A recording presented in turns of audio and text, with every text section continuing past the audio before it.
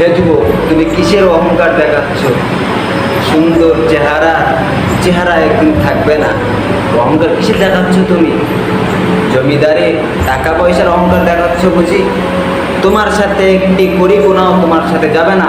তোমার সাথে যদি যাবে তোমার আমল যে তোমার নেক কাজ, ওটাই শুধু তোমার যাবে। তুমি যৌবনকালে এসে তুমি আল্লাহ তাআলার নাফরমানি করতেছো। হে যুবক, তুমি একটু ভাব চিন্তা করে দেখো যে যৌবনের বাহাদুরি দেখাচ্ছ তুমি এখন। এই যৌবন একদিন ছিল না, থাকবে না, একদিন ছিল না এবং পরবর্তীতেও থাকবে না। তুমি আল্লাহ তাআলার কুদরতে তুমি একদিন কিছুই ছিলে না পৃথিবীর মধ্যে।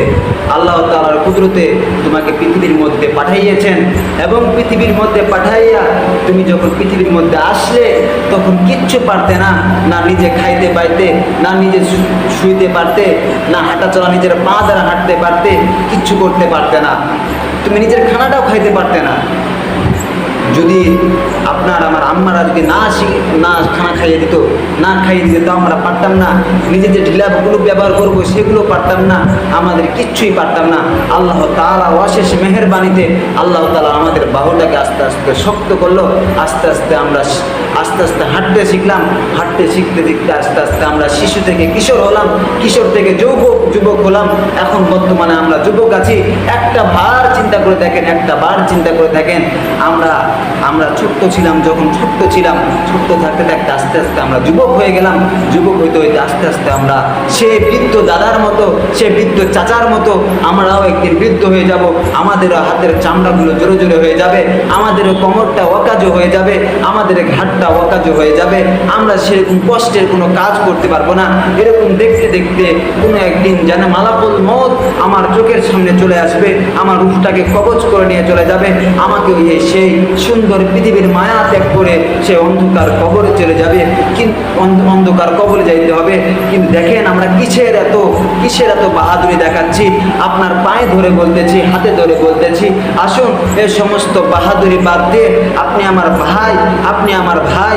হে ভাই, একটি যদি দেখেন একটি গ্রামের মধ্যে আর একটি মুসলমানের কিংবা একটি মুসলমান হোক আর বেধর্মী হোক, যদি দেখেন যে বাড়ির মধ্যে আগুন লেগে গিয়েছে, আমরা সেই পৃথিবীর সামান্য আগুন নিভানোর জন্য ঝাঁপিয়ে পড়ি যে আগুনটাকে আমরা যেন নিভাইতে পারি, আমার ভাইকে যেন আমি রক্ষা করতে পারি, আমার পাড়া প্রতিবেশী ভাইকে আমি যেন রক্ষা করতে পারি। এ ভাই, আপনি তো জাহান্নামের আগুনের মধ্যে দৌড়াইতেছেন, কিন্তু জাহান্নামের আগুন তো পৃথিবীর সাধারণ আগুনের মতো না, পৃথিবীর সামান্য কোনো আগুনের মতো না, সেটা অনেক কষ্টদায়ক আগুন। এই জন্য ভাই, আমি আপনাদেরকে সে কষ্টদায়ক আগুনের থেকে রেহাই পাওয়ার জন্য আমি আপনাদেরকে ডাকতেছি। হে ভাই, আসেন, ফিরে আসেন, জান্নাতের রাস্তার দিকে ফিরে আসেন, ওই সমস্ত জাহান্নামের রাস্তার দিক থেকে ফিরে আসেন। আর ভাই, আপনি তো আমার ভাই। আমি যখন জন্মগ্রহণ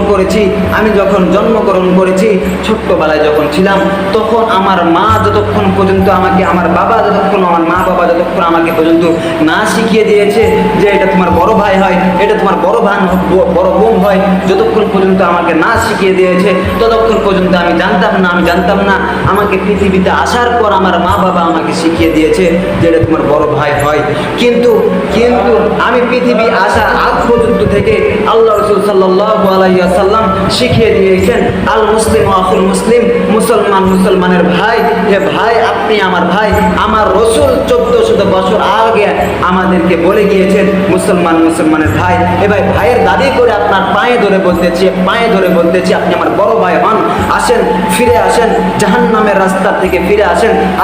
5 ওয়াক্ত নামাজ পড়েন, রোজা রাখেন, আল্লাহকে ডাকেন, আল্লাহর কাছে নিজেকে লুকিয়ে দেন এবং আল্লাহ তাআলার কাছে ক্ষমা চান। নিশ্চিত আল্লাহ তাআলা আপনাকে আমাকে ক্ষমা করে দিবেন। আল্লাহ অতি দয়ালু, অতি রহমতওয়ালা, নিশ্চিত আল্লাহ।